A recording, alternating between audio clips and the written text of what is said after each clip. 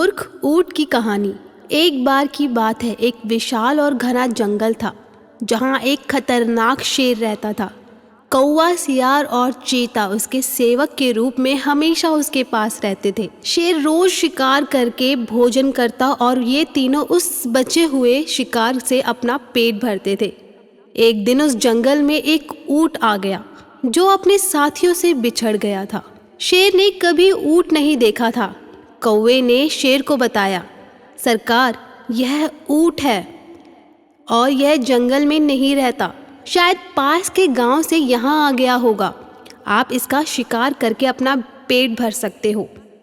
चीता और सियार को भी कौवे की बात अच्छी लगी। तीनों की बात सुनकर शेर ने कहा, नहीं, यह हमारा मेहमान है, मैं इसका शिकार नहीं करूँगा। शेर ऊंट के पास गया और ऊंट ने उसे सारी बात बताई कि वो किस प्रकार अपने साथियों से बिछड़कर जंगल में पहुंच गया। शेर को उस कमज़ोर ऊंट पर दया आई और उसने कहा, आप हमारे मेहमान हैं, आप इस जंगल में ही रहोगे। कौवा, चीता और सियार इस बात को सुनकर मन ही मन ऊंट को कोसने लगे। ऊंट ने शेर की बात मान ली और जंगल में ही रहने लगा। जल्दी ही जंगल की घास और हरी पत्तियां खाकर वह तंदुरुस्त हो गया। इस बीच एक दिन शेर की जंगली हाथी से लड़ाई हो गई और शेर बुरी तरह से घायल हो गया। वह कई दिनों तक शिकार पर नहीं जा सका। शिकार न करने पर शेर और उस पर निर्भर कौवा, चीता व सियार कमज़ोर होने लगे। जब कई दिनों तक उन्हें कुछ भी खाने को नहीं मिला तो सियार ने शेर से कहा, महाराज, आप बहुत कमज़ोर हो गए हैं और अगर आपने शिकार नहीं किया तो हालत और भी ज़्यादा खराब हो सकती है। इस पर शेर ने कहा, मैं इतना कमज़ोर हो गया हूँ कि अब कहीं जाकर शिकार नहीं कर सकता। अगर तुम लोग किसी जानवर को यहाँ लेकर आओ तो मैं उसका शिकार करके मैं अपना और तुम तीनों का पेट भर सकता हूँ।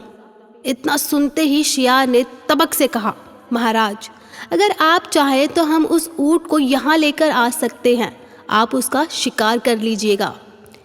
शेर को यह सुनकर गुस्सा आ गया और बोला, वह हमारा मेहमान है, उसका शिकार मैं कभी नहीं करूँगा। सियार ने पूछा, महाराज, अगर वह स्वयं अपने आप को खुद समर्पित कर दे तो?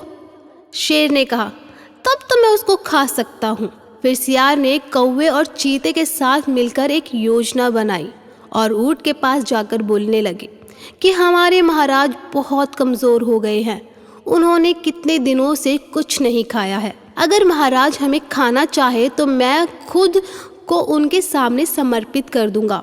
सियार की बात सुनकर कौवा, चीता, ऊंट भी बोलने लगे, मैं भी महाराज का भोजन बनने के लिए तैयार हूँ। चारों शेर के पास गए और सबसे पहले कौवे ने कहा, महाराज, आप मुझे अपना भोजन बना लीजिए। सियार बोला, तुम बहुत छोटे हो, तुम भोजन क्या नाश्ते के लिए भी ठीक नहीं हो। फिर चीता बोला, महाराज, आप मुझे खाइए।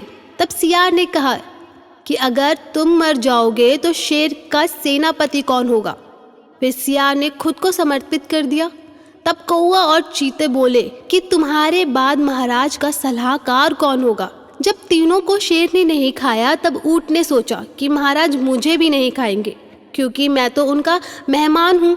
यह सोचकर वो भी बोलने लगा कि महाराज, आप मुझे अपना भोजन बना लो।